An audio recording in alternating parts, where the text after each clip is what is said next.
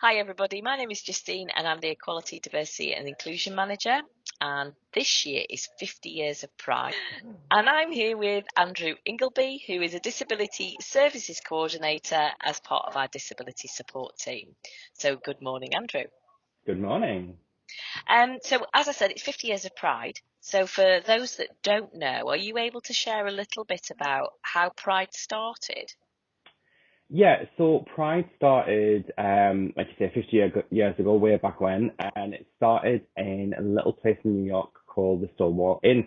And back in those days, back in the 60s and earlier, if you were found with somebody of the same gender, or also, and this was a particular issue with Stonewall at that time, was if you dressed up as the opposite sex and didn't wear a minimum number of clothes that were associated with your birth gender, as it were, you could be arrested. And the police in New York used to quite frequently raid the Stonewall Inn and used to arrest people left, right, and centre for basically expressing themselves through what they wear and maybe not having a minimum number of clothing. And the all came about that happened over a short period of time, and it got to the point where basically everybody pushed back. There was a riot, and then there was a march that came out of the riot, and that's where we get our parades from. That's where we get our pride from, because it was all about that time in the 60s. So Pride is very specifically a protest, isn't it? It's although Yeah. it is a celebration as well. It's very Mm. much a protest. So why is Pride important to you? Pride's important to me because I think from being from any of the people represented at Pride, it's a chance to stand up and kind of show yourself. I mean, I'm very proud day to day. I'm very happy to tell people that I'm gay. I'm very happy to tell people I don't have gender normal pronouns, so I have different pronouns like they, them, and theirs. And I am very happy to do that every day. But some people like having an opportunity where it's more comfortable, where as a community we can come together and celebrate who we are individually, but who we are as a whole as well. And for some people, it's just a chance for the community to get out there and make a big fuss about it. Because with some minorities, with some underrepresented groups, the big fuss is needed to kind of show the issues and what's concerning that group at the time. And Pride's a massive opportunity for that. So it has a personal and a communal element to it. So thanks for that, Andrew. Can you share what your favourite Pride memory is? Yes, my favorite Pride memory is it's a bit strange because I went to help at the time my partner do some photography. He was hired to do photography for Pride in Durham, and Durham's basically my closest Pride. I was born and raised just outside of there, and went along to help him do photography because I can kind of use a camera myself, and was taking pictures of. I still call it a march. I'm old school. It's a Pride march, not a Pride parade to me, but it's all one and the same. And I was taking pictures of it and kind of getting in amongst the people and everything, getting some wonderful photographs. And I turned around, and all of a sudden I'd walked 300 yards, and I realized, like, okay, now you're just part of this. You're just part of this march. And it went from taking photographs to having that immense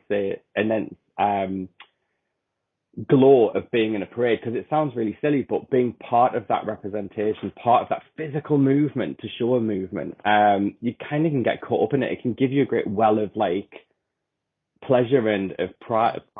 And I remember that, just taking some lovely pictures, turning around and going, I'm surrounded by about 100 people and I've walked 300 yards. I'm now just in this. It's great. And I think that's probably the strangest Pride thing is I don't think people accidentally get caught up in them. I just did.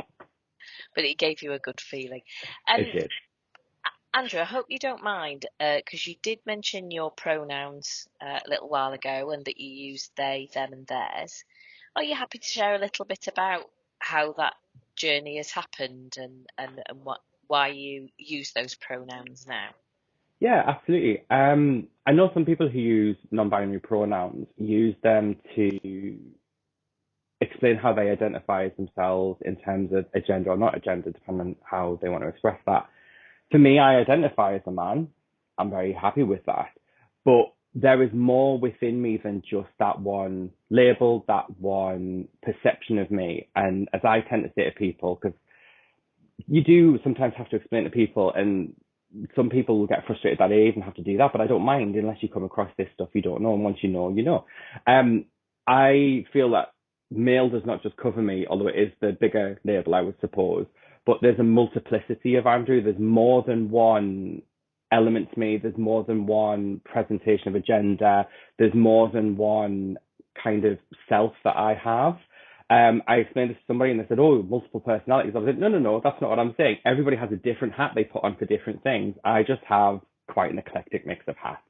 And some of those are very masculine hats, some of those are very female hats, and then some of them don't go either between either of them. And for me, my pronouns of they, them, and their fit a lot better with that than he, her, him, she, all that kind of thing. Andrew, thank you for that. And finally, one of the themes of Pride is proud, what you're proud of. So let's end by me asking you, what are you most proud of? Oh, this is an interesting one.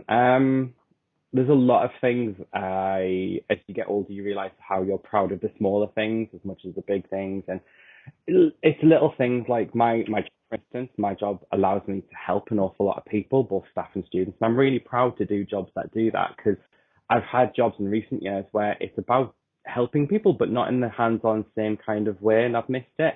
And realizing that I'm the kind of person who wants to help, wants to care, wants to enable somebody to achieve. I'm really proud of being that kind of person because we are out there, but in a world where everybody's focused very much on themselves or their immediate family or their immediate close friends, I think it takes people who are prepared to go outside of that to help others to really make a difference in the world. So I'm really proud that I have that way of approaching work and that way of approaching life. Right too. Thank you very much, Andrew. No problem, anytime.